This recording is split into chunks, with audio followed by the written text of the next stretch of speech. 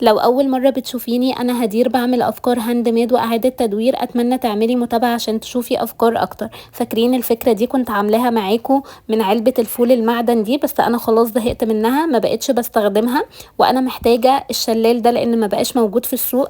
كنت بحبه قوي وعجبني شكله فمحتاجاه، فحبيت بقى ان انا اعمل اكتر منتجات محببة لقلبي، اللي هي المنتجات اللي انا بشتغلها بالخيط. جبت خيط الكردون ده سمكه 6 مللي درجة لون هافال. وبدأت اعمل الجزء اللي من فوق ده، وبعد كده جبت نفس الخيط درجة اللون الاوف وايت وهعمل الجزء كله اللي تحت. انا هسيب القاعدة، ممكن بعد كده ابقى احط عليها قماش جوخ. هخلص الجزئية دي. عايزة اقول لكم قدرت ان انا اغير في شكلها واجدد منها بحاجات كلها موجودة عندي في البيت، ومش هتكلفك اي حاجة لان هي ما خدتش مننا كمية خيط كبيرة. وبصراحة هي اكتر منتجات محببة لقلبي المنتجات اللي انا بشتغلها بالخيط، يعني دي من وقت ما انا كنت عاملاها كنت ركناها.